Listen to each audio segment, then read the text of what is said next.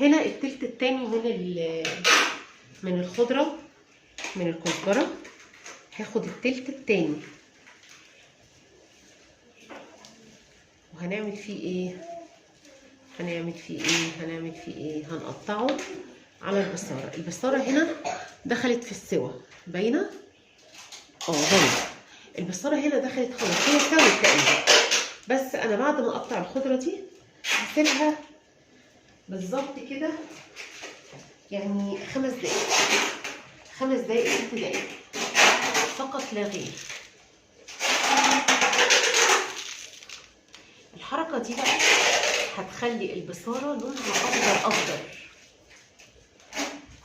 هتديكي لون حلو قوي، وريحه الكزبره هتبقى باينه اكتر.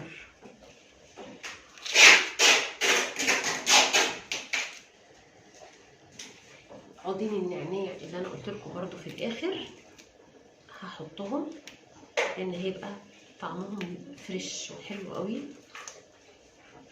بس 5 دقايق بس، وهي هطفي على البصاره بتاعتي واضربها في الخلاط واعملها صغيره.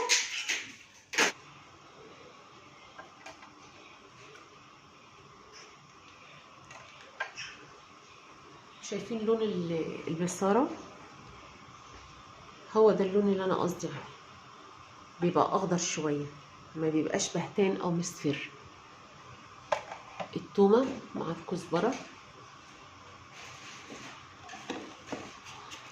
كزبره وتوم فقط لا غير، هنضربهم مع بعض علشان نقلي للبصاره.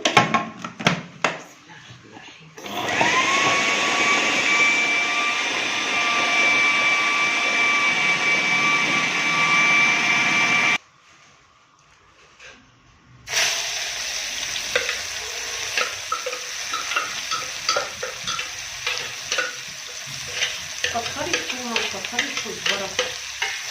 بصاره يعني توم كتير، كزبره كتير.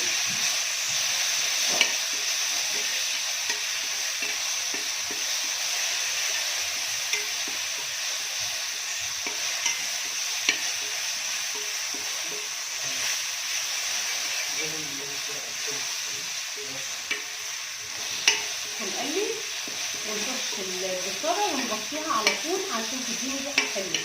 5 دقايق اقلب كله واعبي في الخلاط، واحط البصل بتاعي. احط البصل اللي هو اللي انا محمراه اول باول يعني عند الاكل بس، لان انا لو حطيته قبل كده هيطرف وهيرطب وهيبقى طعمه مش لطيف يعني. التقليه ديت تنفع للبصاره، التقليه ديت ينفع اطش بيها القلقاس، التقليه ديت تنفع اطش بيها السبانخ. اظن في حاجات تانية بس هو ده دول الثلاثه اللي انا فاكراهم حاليا يعني. يبقى التقليه ديت اللي هي كزبره وتومه تنفع للبصاره، تنفع للقلقاس، تنفع للسبانخ. قلي كويس. لا ما تنفعش للملوخيه. حد بيسالني بيقول لي تنفع للملوخيه، فاقول لهم لا ما تنفعش للملوخيه. بس هو عموما مفيش قوانين للاكل، يعني انا ممكن اجرب يعني مستساغه، ما تقولش لا، بس مش هتبقى الملوخيه اللي احنا معتادين عليها يعني. بس اظن ان هي طعمها هيكون حلو قوي. لما نعمل الملوخيه هندوقه. حاضر تمام. بسم الله الرحمن الرحيم. الطشه دي اهم حاجه في كده، ايه تكنيك كده.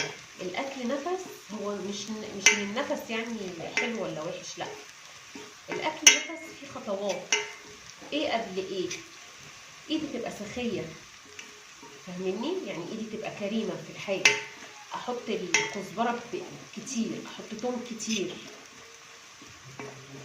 احط التوابل بتاعتي حلوه مظبوطه. يعني مش هينفع اقتصد في حاجات، ما ينفعش نقتصد فيها الا لو الظروف كده، يعني مفيش مشكله. ونسمي طبعا بسم الله قبل ما نبدا في اي اكل، لازم نسمي ونقول بسم الله. بسم الله ديت بتجيب البركه.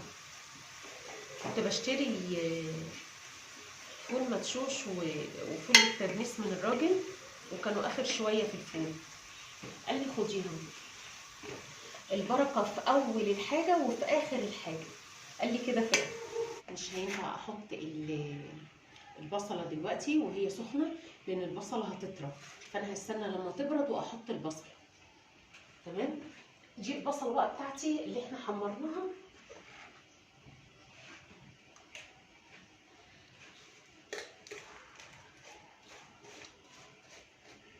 اتمنى ان انتوا تبقوا سامعينها.